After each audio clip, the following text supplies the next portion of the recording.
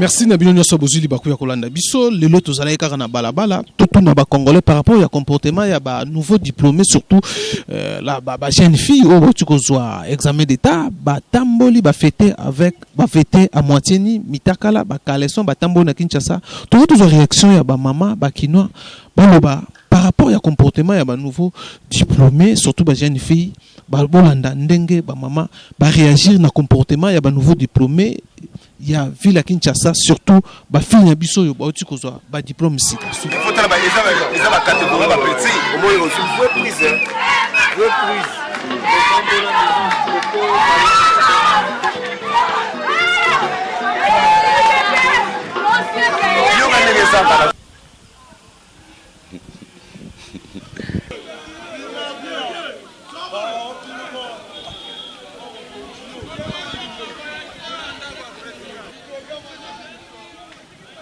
on a tout le monde en bois, la première fois et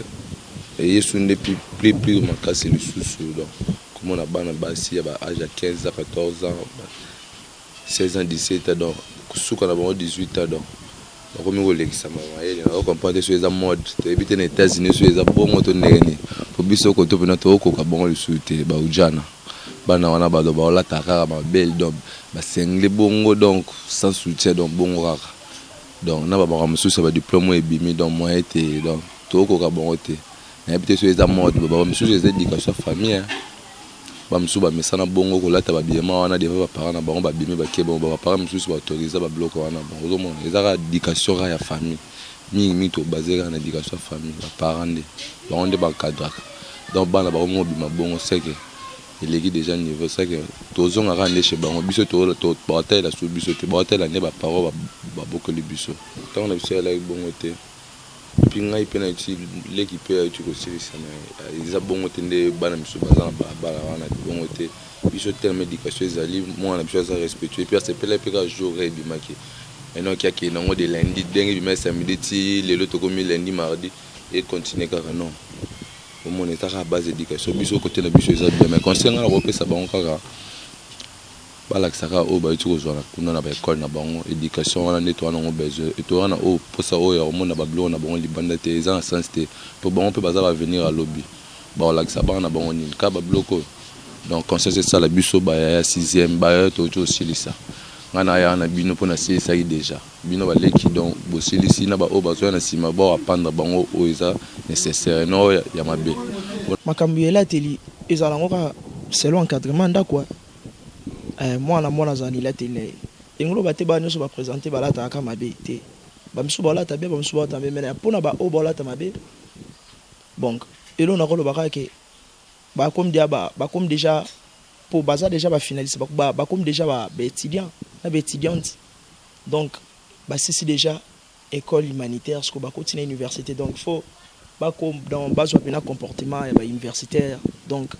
bah tika pena bah au herme sous bah nagi au sala kala tant bah ça qui élève mais tu bah comme déjà étudiante comme déjà étudiant donc faut pas se comporter ce convenablement base exemple à suivre pour na bah l'école bah là dans mon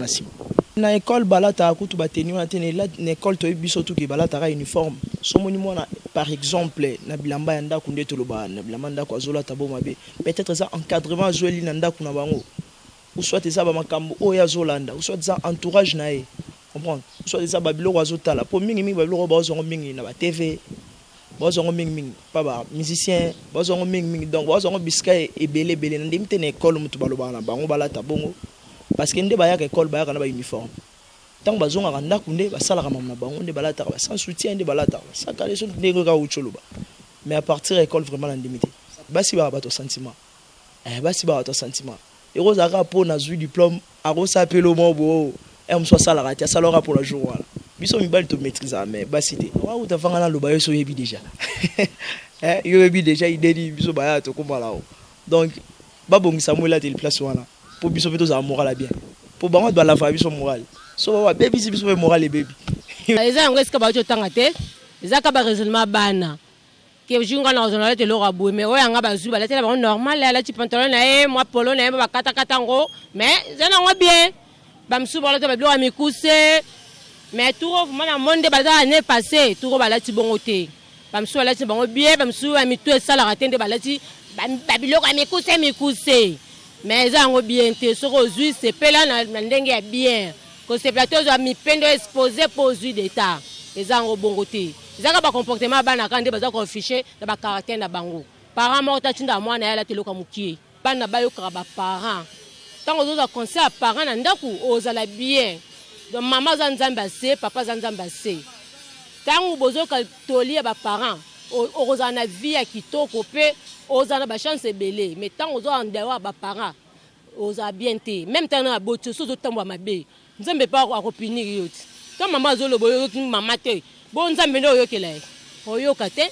bana batambola nde bien elateli wana eza mabe ya mipende otiki mipende otamba ni eza bien te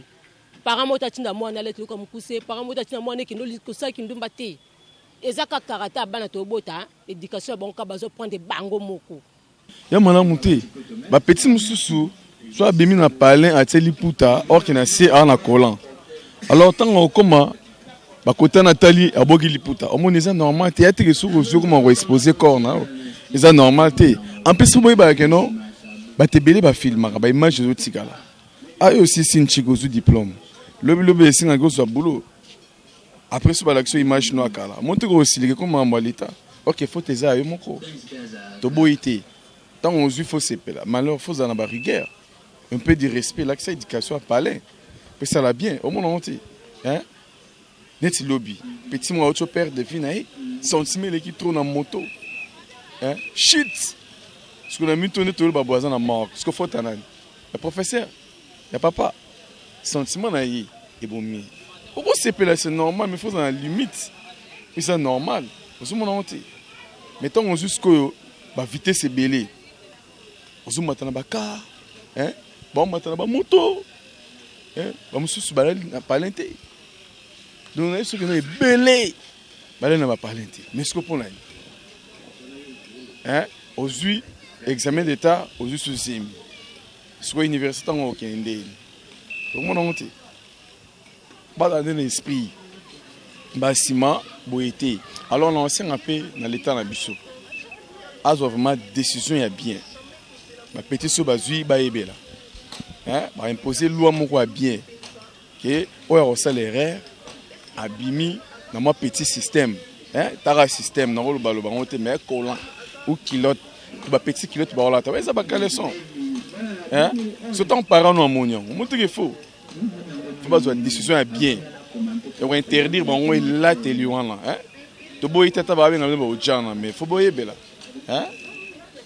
lobilobi ekomi o mambo ya viole mais yo moko ozobenga mibali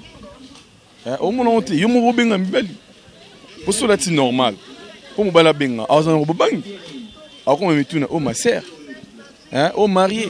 mais alors une femme mariée ozolata lokwa mwa moke sikoyo fota nani so nalati bongana te c'est parce que kala mo nazomi respecte mpe nazorespecte baparent nanga et nakoki osala bongana te mpo diplôme na mérité yango et je juge déjà très mal que mpona kosepela mpona komanifeste esengo nanga nalata mabe donc mpona komi respecte na préféré nazala bongana nasepela dignement lokola moto oyo azosala mpo na respecte vraiment diplôme oyo esengeli kolata nanga mpe ereflecte diplôme oyo yango na nde nalati boye accoutrement mpe elakisaka oyo moto azali. Voilà, Booti Kolanda Binomoko, réaction ya bakino par rapport au comportement ya ba nouveau diplômé. Merci na Piska Suwanga.